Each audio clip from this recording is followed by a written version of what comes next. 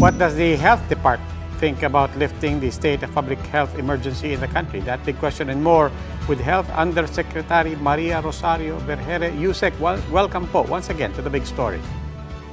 Good evening, sir, at magandang gabi po sa inyo lahat. Ma'am, diretso na po tayo sa tanong. What does the DOH think about this proposal?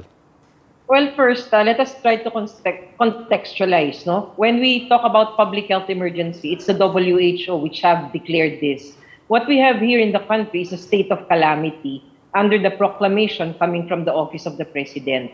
The latest proclamation that was issued will expire by September of this year. So that's the time when the President or the advisors would then recommend to the Office of the President if we still need to extend. One of the things that we are looking at right now, although we are seeing that there is this plateauing of cases, we need to consider also the entry of these new subvariants of Omicron. Plus, we need to also consider that the population's booster coverage is still very low.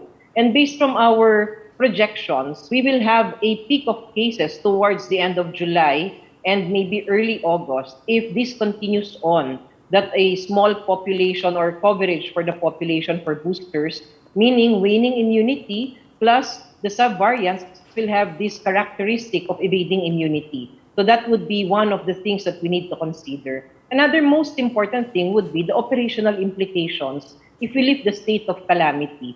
Because herein lies, and we rely on this, that with this declaration of state of calamity, we can use our vaccines under EUA and also the other drugs that we use for COVID-19. Also for the procurement of these different commodities that we have right now, we base it on the state of calamity proclamation and the different policies attached to that. So there are operational implications as well. So this is being discussed right now, and maybe we can be able to recommend once the trend of cases would stabilize and we can really see the true picture. Before the stabilization, you mentioned a peak, an anticipated peak in July. What will that look like? And particularly, what will that look like if interest and acceptance and access and willingness to get booster shots does not actually go up?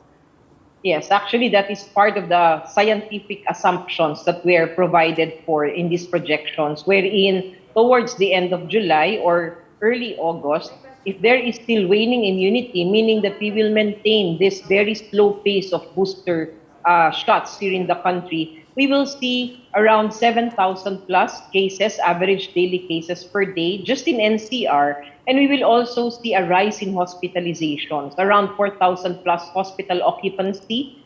When you compare that to the Delta situation, we only had about 4,300 occupancy in our hospitals then. So it would be higher than the Delta experience. Okay, Health Undersecretary Maria Rosario Vergeire, maraming salamat po.